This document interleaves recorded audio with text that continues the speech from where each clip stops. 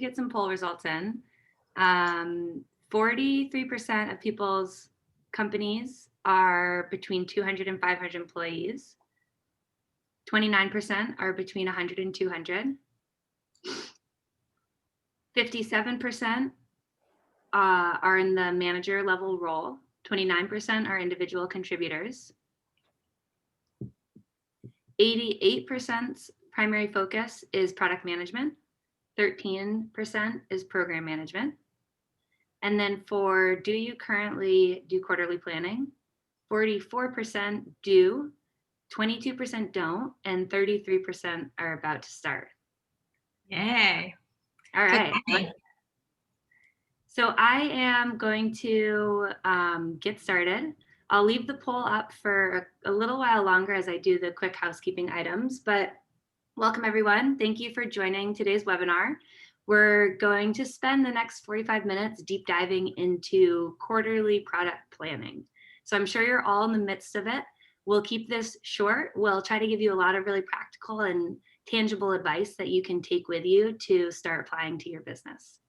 A few housekeeping items before we get started. So the webinar is being recorded. We'll share the slides and recording after the fact. Everybody's on mute. However, there's a chat box at the bottom, so please feel free to submit your questions throughout, and we'll make sure to save time at the end to touch on them. Okay, so let me close this poll. You should all be able to see the results now. Good mix of people. The majority are at companies between 200 and 500 employees, and the manager level focused on product management. Okay, so let me introduce our speakers today. Two phenomenal women with deep expertise in product management. Becky is the founder and CEO of Dragonboat, the PPM platform for outcome-driven product organizations. Becky built product portfolio management and led quarterly planning at PayPal, Shutterfly, BigCommerce, and Feedzai, partnering closely with both product, business, and technology leaders. Becky started Dragonboat from her first-hand learning to streamline and automate product portfolio planning, tracking, and reporting. Connie is a storyteller and product executive from Silicon Valley with 16 years of product leadership experience. She's led teams at Atlassian, the company that created Jira Agile and set the standard for product-led development. She has shipped products at Microsoft, was the VP of product at OMG Network, and CPO at Khosla-funded startup. She brings a breadth of domain experience to product challenges. Currently, she's a fractional CPO and advisor on product strategy. She teaches storytelling for leaders to empower leaders to build their influence. Her next class starts in May.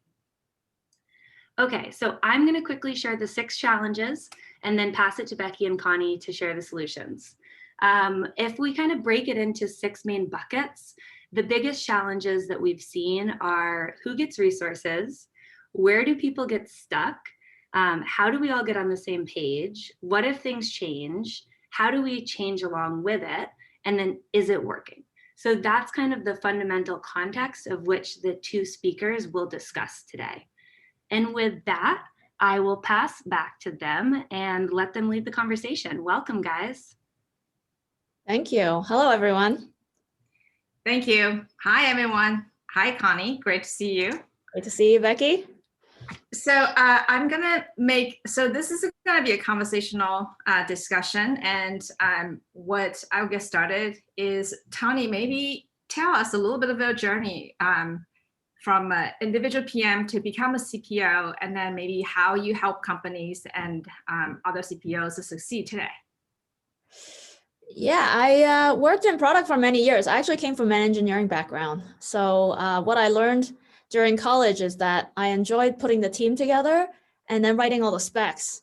So I teamed up with other computer engineers, and they ended up writing all the code, and I wrote all the specs because nobody wanted to work in Microsoft Word and write pseudocode. But I really enjoyed it. I thought it was interesting to think through what the greater logic is and what the purpose of the product is. And that's a lot of what product management is. And of course, this was maybe 16, 17 years ago.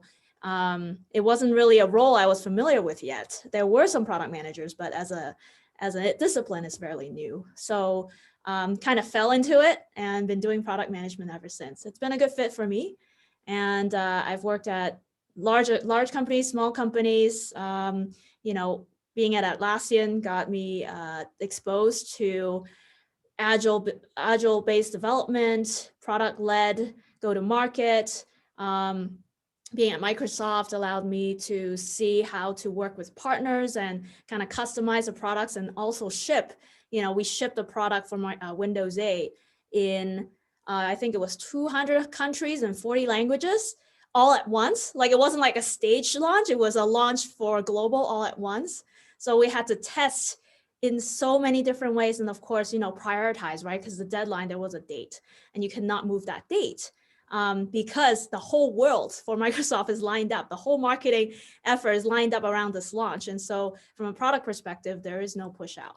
So how do we go about, planning our way to being ready for that launch, and alongside having big partners like AP and Reuters, like big news agencies we were working with, who were also launching with us. So how do you juggle all the pieces in order to ship on time and ship with quality? Wow, that's quite a journey.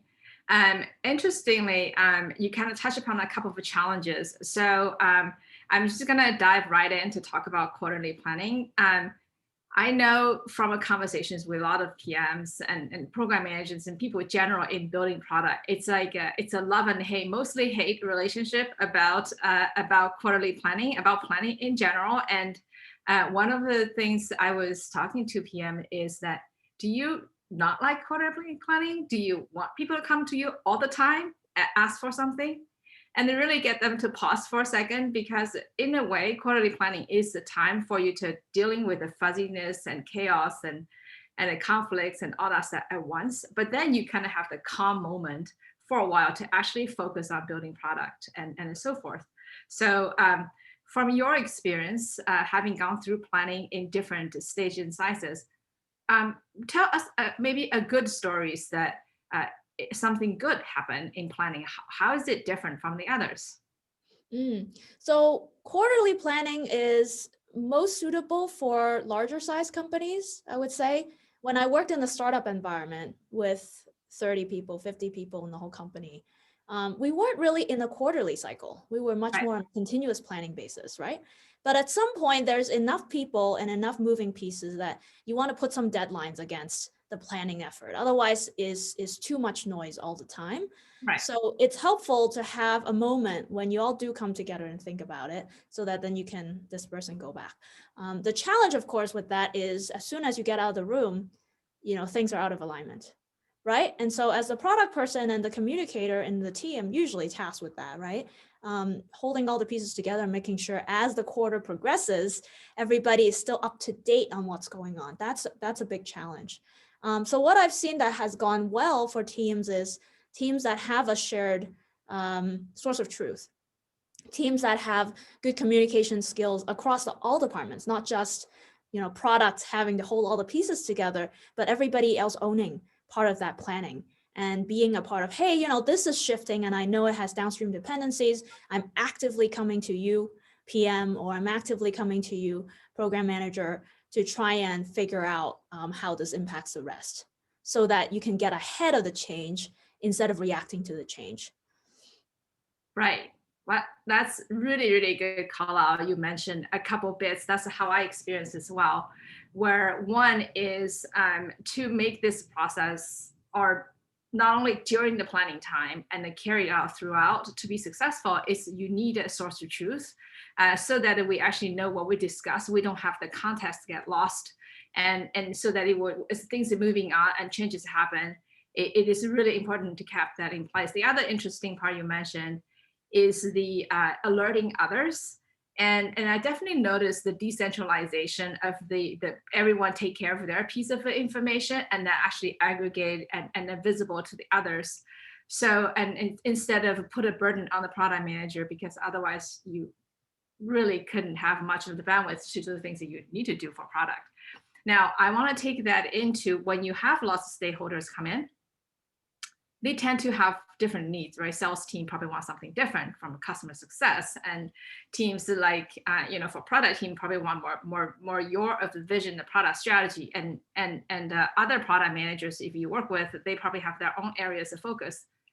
How do you manage? How do you even capture and manage these kind of diverse competing needs and prioritize across them? Right. Well, it depends on what the competing needs are, right? It's the step one is capturing the different needs, and that's a continuous effort. So through the course of the quarter, you're probably hearing from sales for, hey, I can't close this deal unless I have this feature. I need it done next quarter. If I can promise the customer, I can close this deal, right? So you get that type of request. And then you get customer-based requests, or customer support might come in and say, hey, we're getting a lot of this type of ticket. It's like 50% of our ticket volume right now because you just launched this version. I need it fixed, or we're going to be underwater, right? So now you have this other problem. So you're like continuously trying to juggle new versus maintaining existing. And of course, everybody's familiar with tech debt, right? And then you're also juggling within the new set different competing priorities, right? Whether, sales is pushing for something, maybe your CEO is pushing for something else, and maybe your potential customer that you haven't even won yet is asking for something. Right. And meanwhile, all your customers in-house are like, well, what about us? We're paying you, so you better do something, right? So how do you juggle all those? There's lots of frameworks that try and put it in the spreadsheet, right? Like, RICE and etc. So you can put some numbers against it and use it as a way to discuss the different ways to prioritize. And I know you have a framework too called MORE. Maybe you can describe what that one is, because I think that is a very interesting one. Right, thank you. So yeah, to your point that lots of demands from different areas, it's very difficult to say how to prioritize. And in the financial world, people call it ROI, right? So they try to normalize something, say, hey, what is your return on investment? How much money I get from how much investment I put in?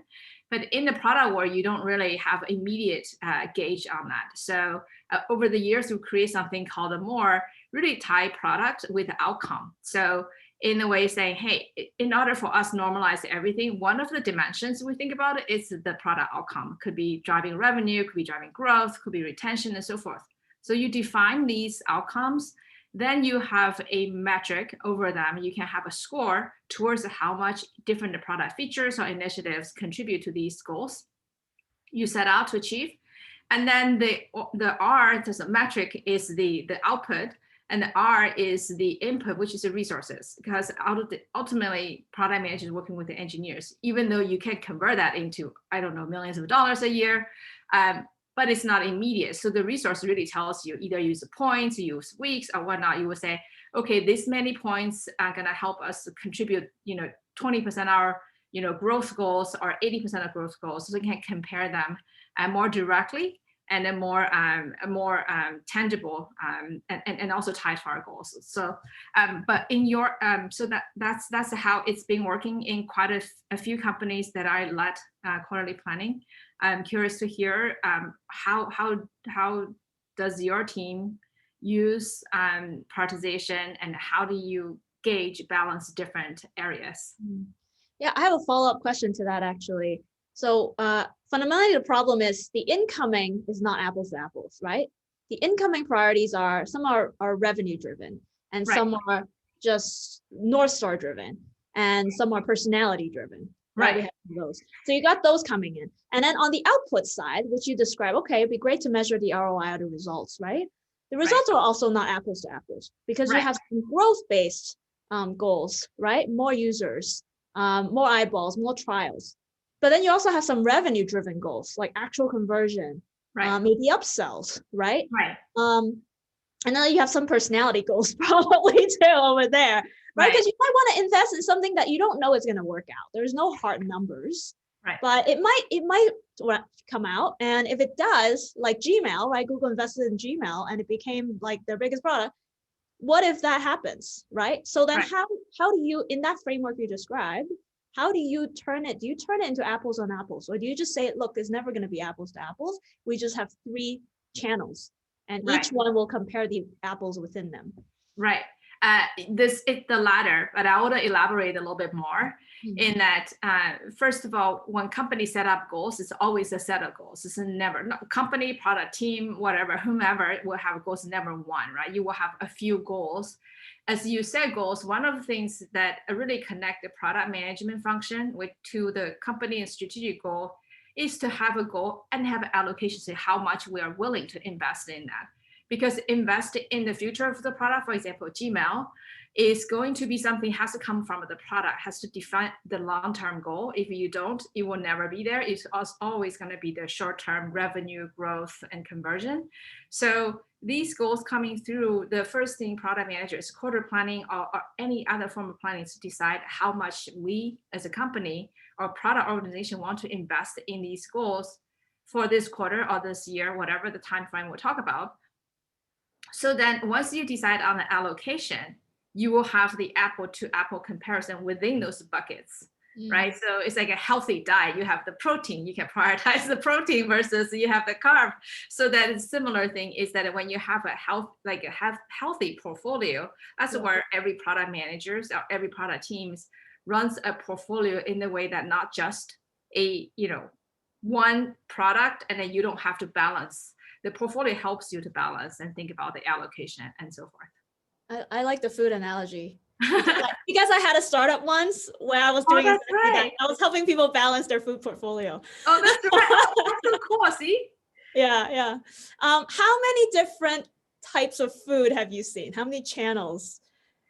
Yeah, it's good that you mentioned. So typically, when you think about the portfolio, on the food analogy, you can talk about sort of like the vegetable and carbs. That's one way to think about it, right? And in a company, you think about could be something like the growth, retention, and the conversion, and obviously the future innovation, things like that. That's the one way to think about it. It's that kind of outcome. The other one, think about it like, for example, you have new customers, existing customers, and prospects. I can think about that way as well. So it's actually multidimensional. That's what makes a product manager's job so hard, is that not just one thing, it's not linear. And when you have one way to say these are our goals, here's how we allocate, and tech debt probably one of them. And then you turn around to say, hey, I have to think about my customer, my market, how much I'm putting things in my existing customers, how much I'm putting my SMB customers versus partners or enterprise. That is a different dimension of that. It's almost like if you use the food analogy, it's like healthy food and not so healthy food can also fit into different categories, right? So you turn around a little bit to say, I want to eat 80% healthy food and then 20% of indulgence and things like that. So a product portfolio works the same way in that you have different dimensions. You allocate, you look at one dimension at a time, but you do need to think about the others so you don't miss out things. Yeah.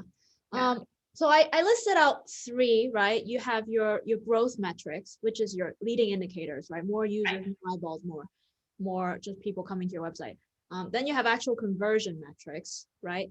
So I think of that a little separate because it's sort of slightly different decentralized that enable that, right? Right. And then there's the kind of future pie in the sky stuff. So you got those three. And then tech debt sort of fits in like as a fourth, or maybe as part of like each channel, like it has its own tech debt, right? Right. That's how I've been thinking about it. I'm curious, like how, like, are there more than 3 tracks for you? Obviously in a large company, you'll have multiple products. So each product would have their own 3 tracks. Right. And so as a company, you'll have three to the end tracks, right? Right. But how many tracks do you typically see in that diet? Right. I think you actually asked a very good question. When you have 15, it's almost impossible to do, right? So I think it's almost something, rule of the thumb of between 3 and 5, it probably makes a lot more sense. So when you go beyond that, become too small. So you may want to do is you can have like 3 and 5, and then you can put sub within that to have a 3 and 5. That's probably the most you can handle in terms of the discussion, because ultimately these goals to help us to bucketize the activities we need to work on without spending too much time to decide what fits into a bucket. Right. So what is your experience in sort of either bucketize or categorize your product and working with others? I've mostly seen 3 to 5 also. I think that's just naturally what humans can keep in their heads. Right. I mean, you're asking the organization to internalize these goals that quarter, right? And so Right. you want people to remember them. I have seen shifting. So every quarter, the organization chooses new themes, right? New kind of North Stars to go after. They sort of fit under the 3 mostly. It might be, okay, we want to do innovation, but like the specific of which innovation we're going after this quarter. Right. Or we are going, of course, we're going after growth, but like which initiative to help us get that growth, right? So that shifts, but the underlying kind of purpose more or less stays the same because that is the purpose of the company. But I'm curious how I've seen it work okay. Like, I'm curious how you feel about the shifting priorities each quarter. Do you see shifting every quarter, or do you see more like shifting every 6 months? Like, what is the result of the different pace of shift? Right. Yeah, it's actually excellent observation. I think the shift is healthy because the company operates differently. Every product is assumption. So until we put it in the market, get a customer adopted, we don't really know, did it help us to grow or retain? So from that perspective, shifting is great to understand, do we achieve our initial goals? And then if we did, then we don't have to over-invest in this area and then invest in other areas when we plan our next batches of product features and alignment and so forth. And this shift has become faster, especially for the software companies and SaaS, because the feedback loop is so much faster. In the past, it was like, I think that it's interesting, earlier in my career, being in tech for 20 years now, early in my career, we were doing 3-year planning and then 1-year planning. So 3-year strategic plan and 1-year plan, it was very slow, very waterfall. And, in the last 15 years, we went from 3-year, 1 year to 1 year and a quarterly plan because the things are faster. And then we can put the product to the market and then we can see how people react and then what is drive our metrics and the goals. So then we change we rebalance our portfolio, right? So to speak.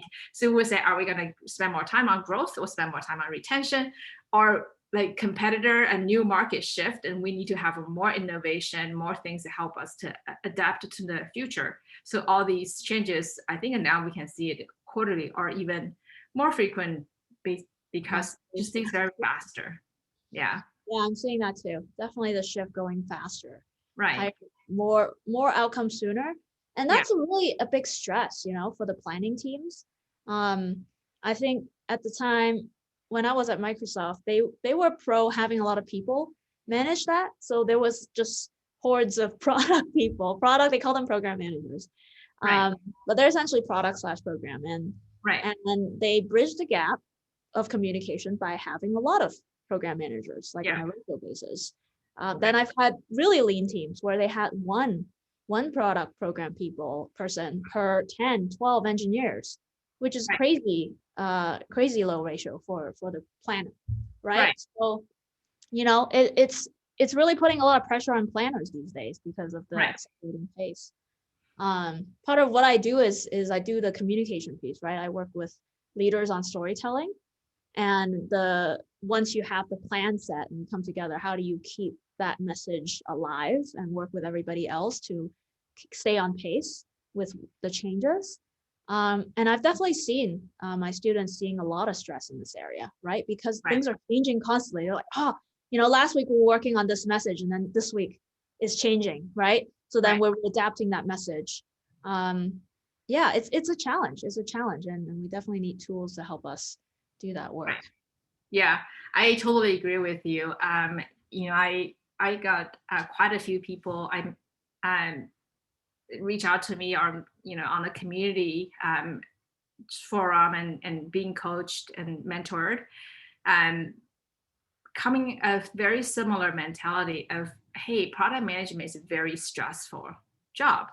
And I'm actually want to change a career because I can't handle the constant barrage, feel like I'm never going to satisfy my customers and internal and external. And I kind of have to be the person between all the needs from different functions, and engineering try to figure out what to do. And then people pinch me to the dates that I communicated earlier. And I never intend to communicate a date. I was just trying to highlight these are things that we're going to work on and so forth. So with that, I'm gonna just move on to a little bit on sort of when we plan our roadmaps, it's never just us, right? Individual product managers would have to do, deal with, collaborate with our, sales, marketing, and customer success team, as well as the customers who work directly. And then we also have to work with our engineering team, because end of the day, like you said, engineering team would have to deliver the work that we quote unquote promised or communicate to stakeholders.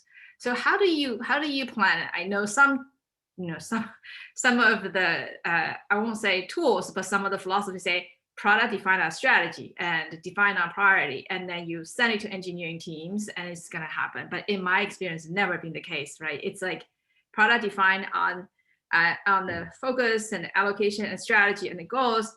You have to at least partner with the engineering, your tech lead or dev lead, to figure out how much this effort's gonna cost. You do a lot of back and forth saying, whoa, it's gonna take 6 months. No, we're not gonna go do this. Let's to figure out a different way to achieve this, right? So it's a lot of back and forth. That's a healthy company that I experienced. Definitely put more burden on product, but then downstream is better. You can deliver. You create a roadmap that's, you have a confidence that your team can deliver. So what is your experience? How do you work with the tech team, if at all, during your planning? Yes, with the tech team, very, very closely. You put a good point of people saying, oh, I want to quit product because it's too stressful. And I think those of us who survive and stay in product find a way to involve others that are part of the planning process and have joint ownership on the dates and on the deliverable and on the outcome, right? Because if you're not able to do that, then you are taking the whole burden. You are saying, look, I own everything. The reality is you can't own everything. No one person in the organization can or should own everything, right? It's really a collaborative effort. And there was a time, early days, and then of course for different, more like hardware products, right? There was a time when you do throw it over the fence. You plan it, you do the PRD, you write the MRD, which is, by the way, like 5 pages. Then you write the PRD, which is, by the way, another 5 pages for a short one. So there were like 20 pages. And then you do send it over to engineering. Of course, engineering, they check it and they revise it. But then at some point you do hand it over and your job is done and you're on to writing the next MRD. So there was a time where product work is a little bit more siloed, and it's more of a sequential thing. Because your product takes a year to ship, right? But now, new things are coming up all the time and we're shipping every week, right? So it's not possible to do that anymore, and specs are getting shorter, and timelines are getting shorter. And the only way to accomplish this is to all come to the table and say, okay, let's plan together. Let's do this. Let's just sit next to each other, figuratively speaking, sit next to each other and just be hand to hand with this, right? I cannot even finish a spec before engineering has to start building it now, right? I literally have to take my best guess and they'll start writing code and I'll have my designer in Jira putting in screenshots literally, just in time for them to code it up, right? That's how fast the pace is now. So the playbook of, hey, write great specs, send it over engineering, that's over. The playbook now is, how do you enable that type of collaboration? And so living in Excel doesn't work anymore. If I owned my universe, I can live in Excel and I can have this crazy spreadsheet with all the pieces. I can make it work. And I need to understand it. Nobody else needs to understand it. That's the crux of it, right? But if I need engineering to understand my spreadsheet, and I need marketing to understand my spreadsheet, I need engineering to put in their input like real time, and then immediately sales knows that their promised date to the customer is not going to be feasible. They need to figure out a plan to communicate with the customer, like tomorrow. I cannot be in the middle of that bottleneck. I just can't. I have to sleep at night. You know what I mean? So engineering they like to work at night. So usually when things go wrong, it's when they're coding at night, I'm sleeping. And then sales wakes up at like 6 a.m. because that's the personality you get over there. And they need to know right away. So, by creating a system and a process for that communication between different parties, I'm no longer the bottleneck. And suddenly it's a lot smoother. for everyone. But there's a training phase, right? There's a training phase of, hey, everybody come to me and I have all the answers, to nobody come to me, please. Look at this place where I've set up the process. And that's Right. the source of truth. Right. Right. Yeah. I think it's so true that I also have seen that where sometimes PMs are try to have, I don't want to say more control, but want to have a more controlled way to manage everything, then that person will take on the burden of everything. One is you're going to lose control, and two is just not sustainable. So that pressure definitely I can see as coming through. You mentioned something interesting, so I want to take just slightly change the angle a little bit, where the coach aspect. So as an individual product manager, so you play some sort of coaching and to your team, right? How to best think about it, how to communicate, and so forth. Not only you write requirements, you also help your team to understand the context and so forth. That is that's why it's a product manager, not product person. Like, there's another level of collaboration. Now, once you become a product leader, CPOs or not even CPO, right? Directors or senior product managers, you have a product manager work for you. How do you handle that at that time? Like, how do you make sure, because every product manager will think about their own areas and areas, but then collectively at a higher level, how do you decide? Do you let them just go decide what to do and then kind of coming to you? How do you gonna look at this holistically across multiple teams? Yes. I also like to set up a process with my team, right? Again, I don't want each of my team members to own so much that they can't sleep at night, that they're suddenly on the hook for every communication. They're the hub of all communication. That's not healthy. Same way, I don't want to be blocking anyone. I don't want to be at the hub. Of course, there will be issues where I absolutely need to get called and figure out, right? But for most things, for 99% of the items, there should be a process by which, if it's decision to be made, then there's a clear understanding between me and my reports on what type of decisions need to bubble up to me, right? And the exec team. We have catch-ups. We have I set up product council. So that's my quarterly, actually, depending on the pace of the companies. If it's a small startup, I have it more regularly. For a larger company, like a quarterly, right? Where these kind of longer range dream projects get bubbled up so that we can talk about those and kind of get ahead of them, so that when they come up, it's not as urgent, right? Like, can we kind of pre-answer some things? And then you have the fires, you have the actual fires, and then those have basically processes that you go through, right? Is it a fire? It's like the nurse triage.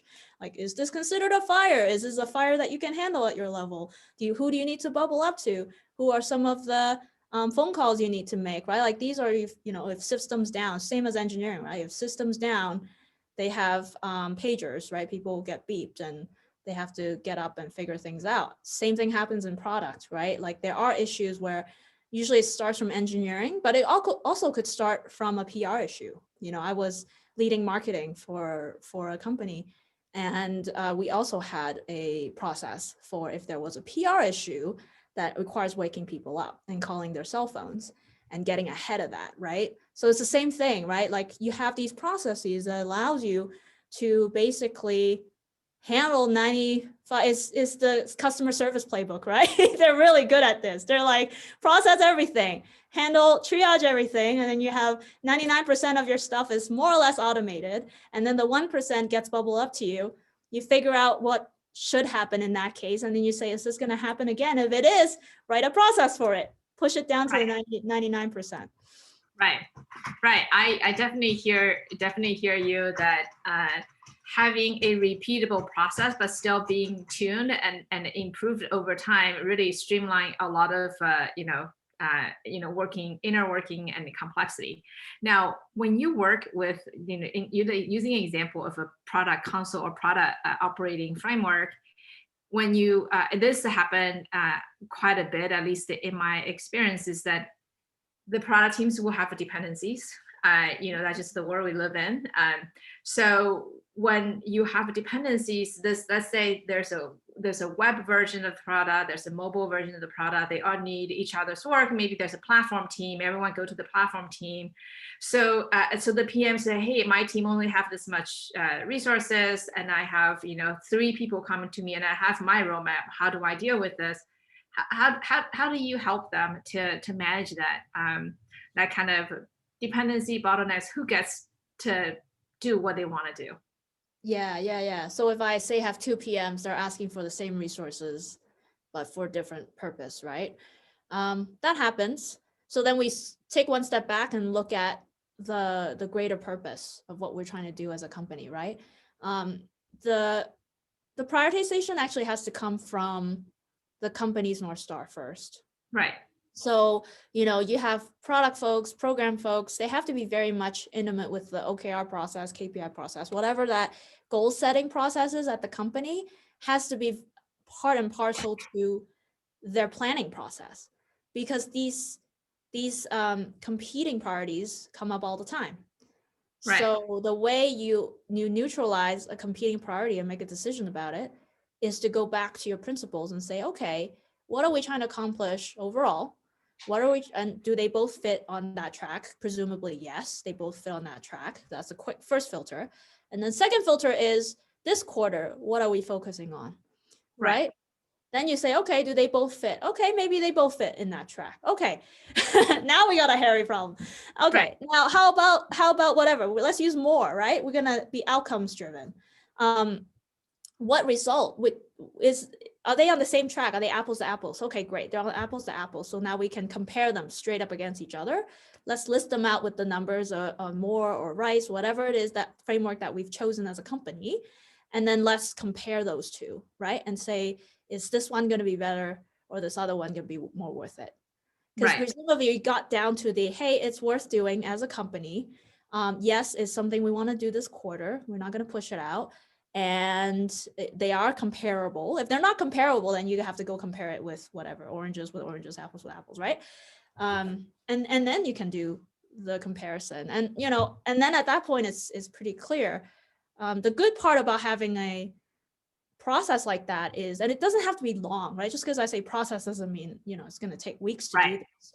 Right. It's literally, we have this handshake on how we go about resolving our differences, right? So that my PMs aren't like, they come out of this meeting still feeling happy. They're both happy with each other. They're still friends, right? They just have agreed on, okay, we're going to do A today because A is better out of this preset situation that this preset process that we've agreed upon.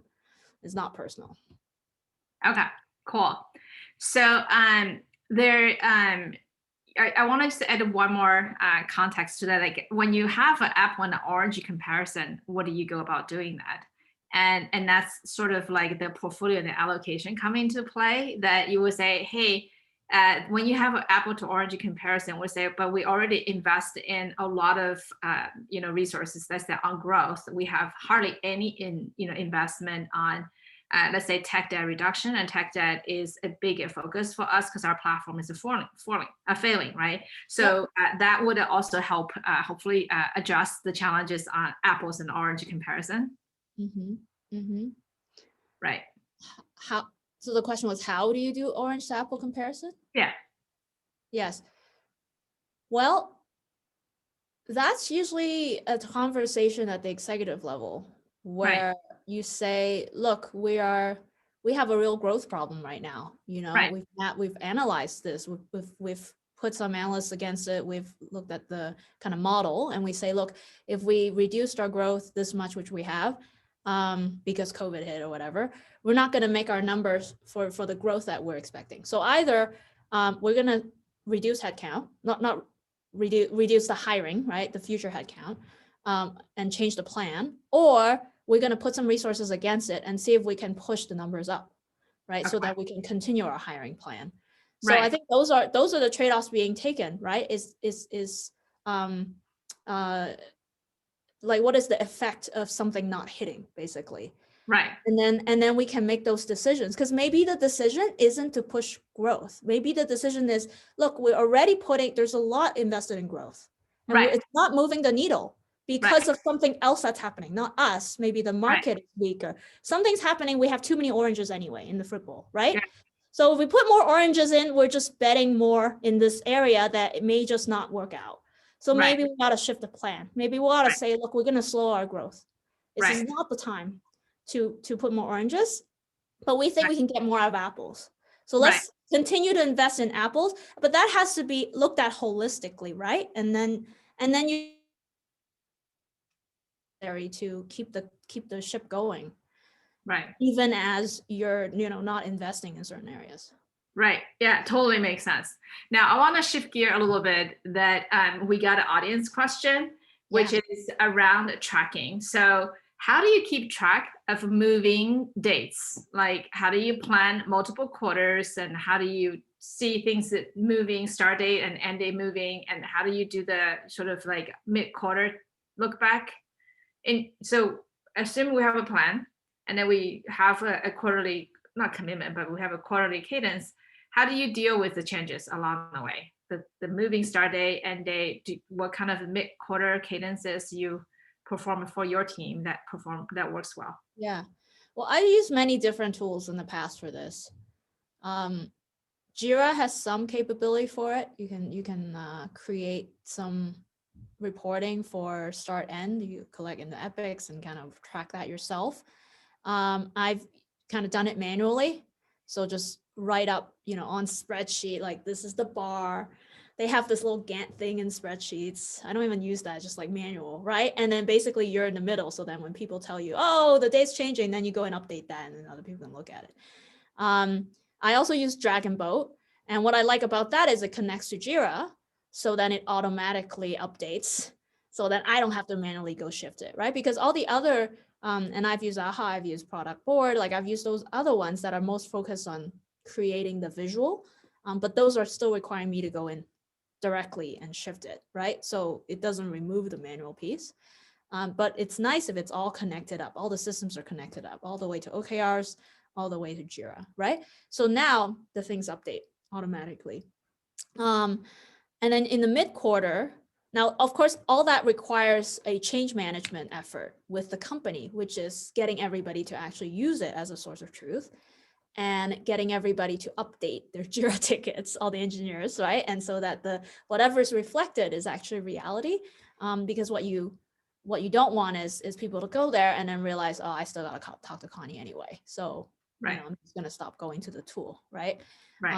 So that requires managing. But once you have the system up and everybody going there, then you get that state, which I was talking about, where 99% of the inquiries go there, and I only have to handle the 1%. Right. Yeah, I think you're totally right. Having we all have had our shares of spreadsheet. That's why I started Dragonboat as well. It's actually something, if you do use Dragonboat, if you connect your Dragonboat with your plan, it is tracked over the history. And that will be a really good starting point to talk to your team, like a quarterly check-in, not necessarily happen only once a quarter, right? So most of the quarterly planning is followed by weekly or bi-weekly check-in. Just like if we do our sprint planning, we do daily stand-up.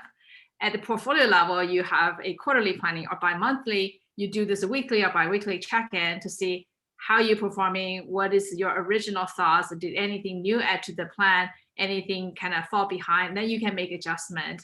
And having a tool to enable that, it's so much easier than, again, PMs taking the burden to do that, all the manual work themselves. Yeah. And I'll say the magic is what used to take me 4 hours to do, to line everybody up, I can do it in 10 minutes in the tool. Wow, that's cool. I used to have to manually adjust. I'll get input. Oh, here are the dates changing. Here's all the dependencies, right? I have to adjust everything manually and then go talk to the stakeholders. Okay, what about this plan? What about this new plan, right? Because if something shifts, everything else shifts. So then I shift it to a new plan. I go propose it to various people, have those meetings, or I gather everybody and I do it. But when I gather everybody, I've already prepped that meeting for like an hour, right? I can't do it live. That's the problem. I can't do it live. Whereas in the tool, if everybody's hooked up with the Jira and everybody's actually hooked up and using it properly, then I can pull it off in 10 minutes because I can do it live in the meeting. This is live demo time, right? Which is gives everybody the creepies, but you can do it. Like you practice and then you go in and I'm like, okay, I'm going to live move this. Right. And this is what's going to happen. Everybody sees it and they're like, oh, okay, well, you can't do that because whatever, right? I'm like, okay, we can't do this one. Okay, how about we move this one? So then we do that and somebody else will be like, oh, we can't do that. So then you kind of flush out all of the, well, you can't do this, but everybody's there listening to it all at the same time. Right. So that's the magic is, right? Like I don't have to take hours to prep for that. I can pull the bars around live and actually see impact. Right. And it's very funny you said that it's kind of really tied to the theme of you don't want to be the bottleneck and you don't want to be the only one responsible for everything because you do rely on collective input of different stakeholders to make the best decision across the board. Therefore, put yourself on the side, trying to do that kind of planning and then managing all by yourself and then present is actually very slow, right? So it's not a real time and collaboration. It's more like asynchronized. I do my stuff, come over. People say it's no good. You go back to do more work, come back to meet again, right? Yep. So yeah, that's definitely something that we experience a lot, and we want to have a new way to address that. So I think we have about 10, 15, 30 minutes left. I wonder anyone would have any questions before we wrap up the session. And Baji, you're on? Yeah, hi, thanks guys. So everybody, please feel free to submit questions through the chat feature. We did have one come through around, so curious to know what what granularity other organizations plan and communicate their roadmaps. Do you want to take that? Yes, the granular, it depends. That is the answer. The granularity depends on the audience. Which is what I actually work on with students on this particular topic of storytelling, because the story is very long, but when you communicate with specific folks, let's say with engineering, it's a very specific piece of the story that you're carving out to communicate because they only care about that piece, right? Or with exec team, they only care about this piece. So the planner, the product person, the program manager holds the whole story. But then how do you adapt? How do you carve out the right piece for the right audience? And then how do you adapt that message so that they understand and can be like, oh, okay, I get it. I understand this, right? Exactly like, oh, okay, I get it. This connects to the OKR. That's why this is important. That's why we have to ship this. Engineering is like, oh, okay, it helps me solve this tech debt problem that I've had for ages. This is worth fixing. I'm gonna go fix it, right? So like, how do you make sure that message resonates across the organization? That's specifically what I work on. And yeah, that is the answer is it depends on who you're talking to, and being able to adapt that message is part of being a very influential product program person. Right. And I definitely hear what you the part of it. So from a, if you talk to executive, they don't really care about the epics and stories. It's too granular, right? You want to give them something like initiative or higher, and that's how you really bucketize the work to them. And when you talk to individual salesperson, they only care about this feature that maybe his customers or her customers care about, so that you have to go down to the feature level or epic level. So it makes a lot of sense to give different, in a way that's sad for product managers have to create all these decks, right? Those decks for the board, this deck is for sales team, this deck is for the others, because those are the stories you have to tell. So to that point, I also want to highlight that when we do quarterly planning, there's a somewhat of a connecting bigger initiatives, which tend to look at a multi-quarter, and then you look at the quarterly. Mostly look at things kind of like epic or feature level, like a couple sprints in length. And then once you go to sprints, obviously you look at the stories and tasks, so that the sprint planning look at the tasks and stories in days, and then when you look at the quarter, you look at the features and so forth in one or couple sprints. And then you go to the executive level of discussion that will go to initiative that could be multi-month, multi-quarter, or even longer. Yep. And then we just had another question come in. So how do you get stakeholders comfortable with just-in-time collaboration? Becky, you want to start on this one? Yes. So I think that the just-in-time collaboration is very similar to we have meetings. that the difference is that when you have meetings, you don't commit, that people can discuss to see what's going on, and then you go back, summarize that, right? So the idea is to have a just in time, but you don't commit. You can have a draft mode of some sort. So then you say, hey, let's just play out a couple of scenarios, and you keep these scenarios live. Once everyone say, okay, I like this, then you commit. Or you can say, let's talk about a couple of scenarios, and then we go back, think about it, and then you come back and decide whether you want to commit or not. So, and that's how we're going to do. And also something with building Dragonboat is that you can do this draft mode. You can do the just in time or whatever without really commit to it. And until people feel comfortable, you commit. Could be in a session, could be out of session. Mm-hmm. Yeah, agreed. It's an interesting question because it's a shift over time on how we work together rather than a particular shift to a just-in-time model. I actually wouldn't position it as that because it might make people think, oh, and I have to change how I work. And the reality is you don't really change how they work. You just change how you get them to listen to each other, I would say, right? So rather than I go work with sales and then they ask me all these things, and then I go work with marketing and ask me all these things, and then I have to try and reconcile it in my basement and give them a happy answer. I put them in the room and I say, look, we're a team. We should get to this outcome together because there's no way for me to satisfy A, but also satisfy C, right? I'm running into these problems that I cannot, so I need your help in getting this fixed, right? So you bring them to the table and they're like, and the positioning isn't that I want you to have a chance to weigh in this very important meeting, right? Where we're going to make some decisions. So I want you to be at the table because you're a very important stakeholder, Mr. Salesperson or Mr., or Miss Marketing, right? Like I need you to be at the table and we're going to make these decisions. Now you bubble up, you do your work, you bubble up the things that have a contention, but that is the just-in-time collaboration. And it doesn't need to be a separate thing. It's just part of how you work together and you start slowly increasing this way of collaboration over time and people get used to it, and then it's not really a big change management effort, is slowly over time shifting how the organization's working and kind of pushing more things on your plate into the 99 automated percent of your work, right? Yeah, that's what it is to me, yeah. Right. You speed up the decision making to real time instead of going back and forth, right? It's really just to make it easier. Totally true.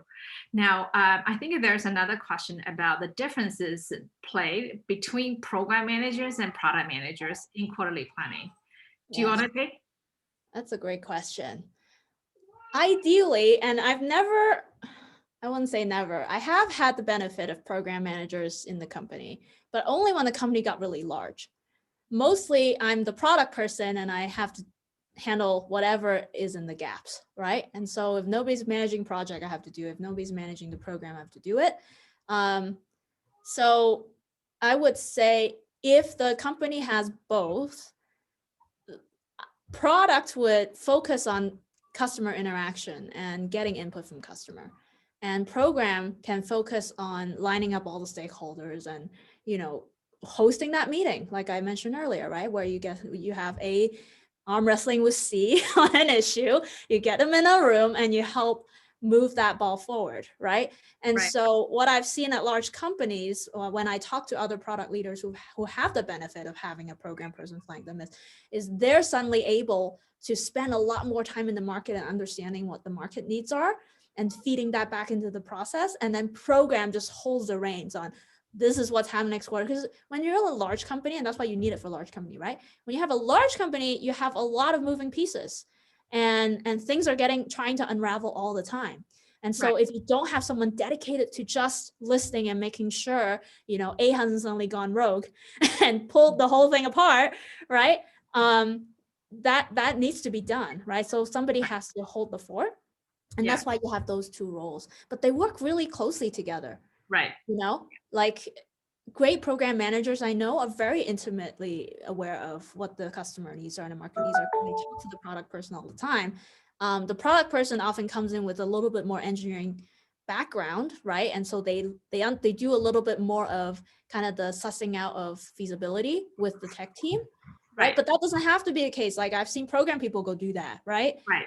Because, this is a feature you kind of more or less have it spec'd out, go figure out feasibility and send it over to program and let them do it. So they're like partners, and I think it depends on the individuals, depends on what their backgrounds are, depends on how they mesh. Like I wouldn't strictly say, oh, program's always going to do this, product's going to do this. I would put the two people together and say, hey, you guys figure out how to work together. Right. Here are the list of items you need to handle between you. You figure out who's going to own what, and then go, right? Yeah, totally. I agree with you as well. Larger companies tend to have program management. Smaller companies, a lot of time, product manager play both roles.